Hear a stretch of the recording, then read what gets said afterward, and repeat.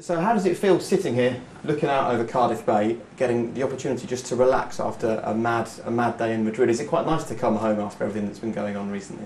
Yeah, it's obviously been a whirlwind few days, but no, it was obviously great being unveiled. It was a day I'll never forget, and yeah, it's quite nice to come back and just relax and get back to normality, really. I imagine there was a bit of relief as well, because I don't know how you feel about this, but for most people in the UK, football fans particularly, it feels like this transfer has gone on for weeks and weeks and weeks, and we're not even involved in it. What was it like? What was it like for you? Yeah, it was a long time. It was very stressful, to say the least. I knew their interest from the start, and I was always confident the move would go through. But obviously, the chairman, Daniel Levy, had to do his business and do Tottenham well. So I kind of understood that, but at the same time, thinking of myself, it was a hard time. It was stressful, and yeah, I just had to be patient and try and focus. And yeah, I believed the president and Jose would get the deal through, and yeah, finally they did, and it was great to be unveiled.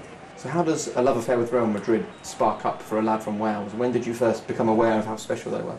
When I was younger, I had some close friends, and we always loved European football, and Real Madrid at that time were the dominant force, and yeah, we always watched Real Madrid. And I remember at family holidays we used to go to Spain, and we'd bring back replica shirts of Real Madrid and wear them out and always pretend to be the players when we were playing in the park. And yeah, just started from there, and I followed them since. And obviously the football they play, the team they are, is amazing. And yeah, it's just great to be there now. And what was your instant reaction when you got that phone call to say it's happened, Real Madrid have shown some interest? It was, for the amount of time that the transfer went on, it was more of just a sigh of relief, to be honest. But yeah, the last, obviously, travelling over there, the excitement got more and more. Yeah. And yeah, I just felt honoured that I was going there, and just happy, and that's pretty much how to describe it. It's been an amazing journey that's taken you to being the most expensive football player on the planet. And it started with Hugh Jenkins at Southampton, and I was reading an interview with Hugh where he said, because of your injuries, you were very close, to not even making the cut when he had to make his selection. What was it like those early days at Saints when you did have the injuries and you were a young guy wanting to kind of make your mark in the game? Yeah, it was quite difficult. I had a lot of growing problems with my back, which made my hamstrings tighter, which means I couldn't run so quick, and it kind of affected the way I played. So yeah, it was quite frustrating at that time, trying to do things that you were able to do before, but then were restricted to do. And yeah, I think they believed that it was still there, and it was a phase that I just needed to come through. And yeah, there was a lot of debate, but I think everybody at Southampton, and especially Rod Ruddock, the Southampton scout who actually spotted me when I was 9, so all believed that I would make it. And yeah, we got through that phase, and yeah, actually showed what I was capable of. And yeah, that was the end of that.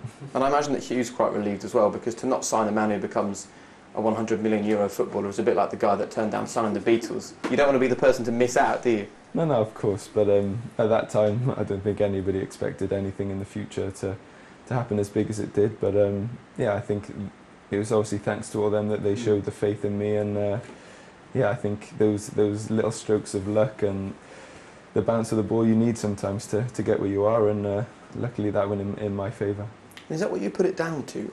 A bit of a bounce of the ball or a stroke of luck? Or when you were a young player at Southampton, did you notice that maybe you were better than some of the older guys, or you could do stuff that other players couldn't do? I think I always believed in my ability, but I think in any sport you need that little bit of luck, that scout might just be there that day that you're playing in a certain game, which obviously happened for me.